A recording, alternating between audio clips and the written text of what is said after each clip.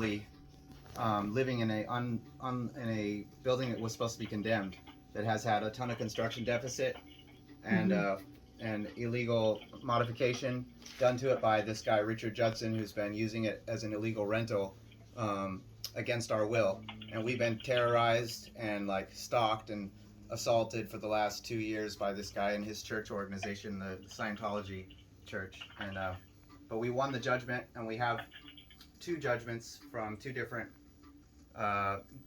judges that we can provide to you for the verdict in our favor, and we're just trying to get the closing the closing judgments that will allow us to do the proper ejectment this next week or 2.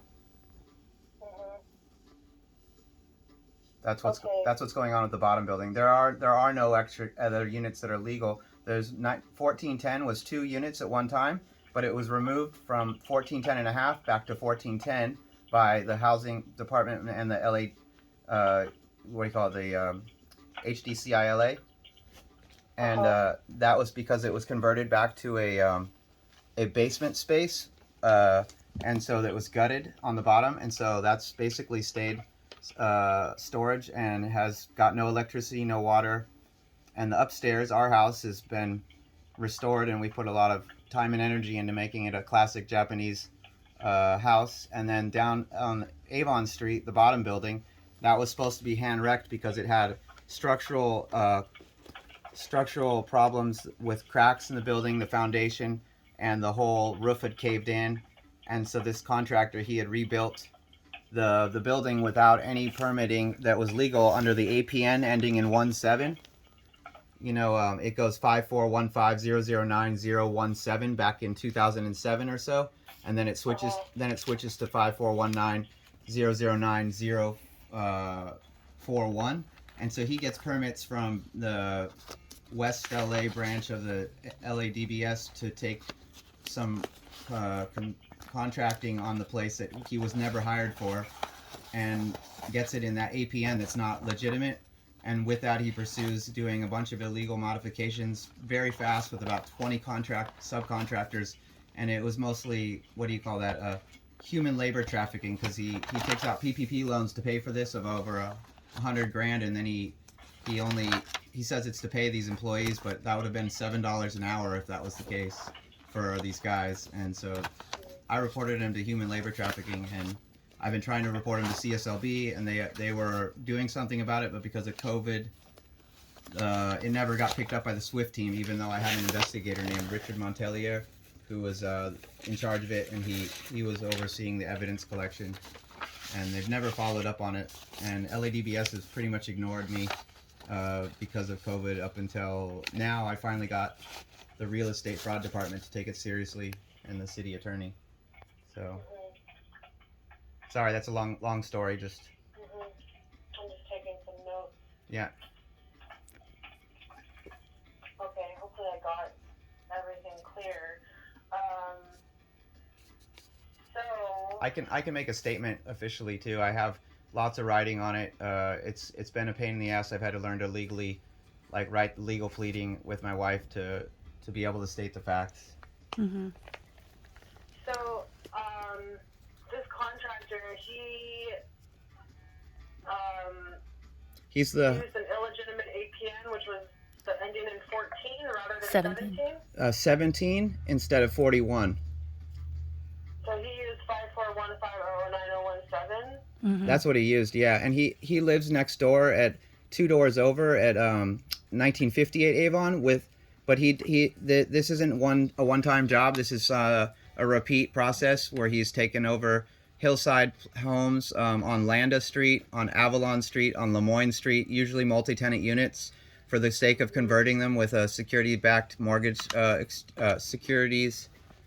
commercial-backed mortgage security, and then he like flips them in between his wife and himself and his other family members to do a tenancy in common 1031 tax-deferred exchange swap, where he'll convert a multi-unit into a tenancy in common to make it a higher rents, and they'll drive it from like the standard rent of the RSO up to about right now they're offering one of their buildings at $1.6 million per unit of a unit they subdivided into 6 parcels, through driving rents up by doing appraisal fraud transfers back and forth. And this is a contractor named Resourceful Construction. He goes by like the name of like a government kind of organization. And he's the head of a Church of Scientology Sea Org. And his name's Richard Judson Williams. Okay. Sorry, it's a lot. Okay. Yeah, it is a lot. Sounds like you've been going through a lot. Yeah, he's like. And who am I speaking with? My name's Eric Seidenglantz. Okay.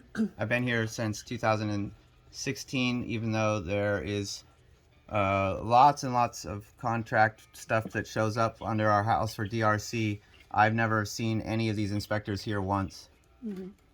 Okay. In fact, it gets worse. The house was in REAP since 2007, is my knowledge, and then we were in REAP. It doesn't really matter that we were in REAP because I just thought it was protecting us, even though it's something to be concerned about. But we were always doing the due diligence to work the place into a cultivated, better place because it's just me and my wife here. And for whatever reason, the REAP receipts were still coming in the mail all through 2019. And then in October of 2020, I noticed that they said they were going to stop suddenly. And we were being sued by the contractor. And I'll get to the point. Their lawyer, his name is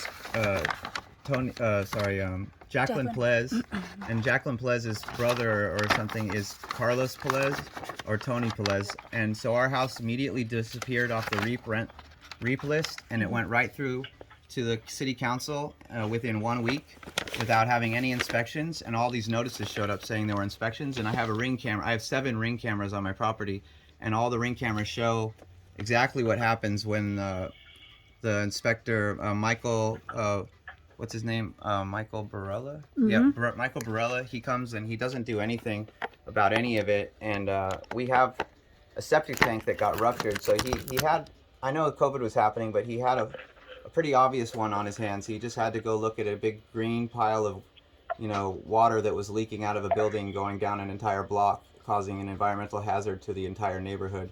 Because the septic tank had ruptured from the contractor driving a 2,000-pound tractor over a 110-year-old leach field, and he severed like our sewage lines and basically then covered it up with cement and digging holes and burying all the pipes and clogging them off and illegally hooking up to the sewer system, and then building a new retaining wall without any engineering or permits, because I'm on a hill where you need that.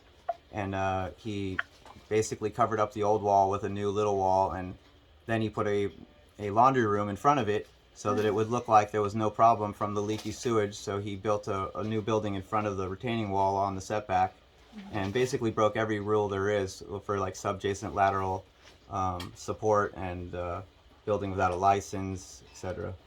And so, yeah. So 1410 Ewing and 1968 Avon are 2 different parcels? They're one parcel, but we're on the top, and it's on 1968's on the bottom, and is not. Yeah, it's not supposed to really be there anymore. So.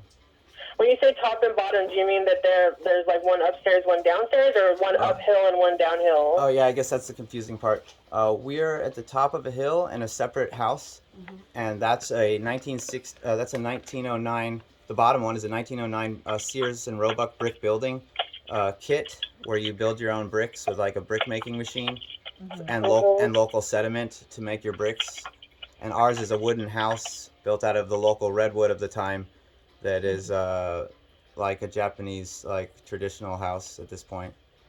Okay, so I think I'm following. They're on the hillside, and so one's at the bottom of the hill, at the base. Okay, so the actual APN is 5415009041. Yes. Okay. And so you're living at the top of the hill. Do you have tenants at the bottom? They have moved in 2 people from Church of Scientology who are right. Yeah, but they don't pay rent, and they're basically they broke and entered, and we have the video of them trespassing, breaking in. They ripped down the 4124 no trespassing Fine. signs that are specifically for vacated buildings, and began to occupy the space without permission. And we've been calling the police, but if I were to tell you, the police were absolutely the worst in the Northeast Division, as in all of LA. They are absolutely the worst. We haven't gotten anybody except for one officer to be respectful of any of this. And now that we have our judgment, we have a means to that, but it's almost not even worth calling them. They're so ineffectively mean and ununderstanding. So, not of the renters, but of the situation at large with the contractor. Right. So, I'm gathering, that your intention is to get these tenants vacated so you can demolish the front unit. Yeah, and then our plan is to use the property that's empty as a garden for the community, with a dedication to the community for a nonprofit that we have been running for preservation of the hillside, for animal wildlife and a hummingbird sanctuary. Okay. We already have the 501c3. We spent the last 2 years putting it together for the sake of, we had already planned on making a garden with the neighborhood council, because our house is on the property that is the back property is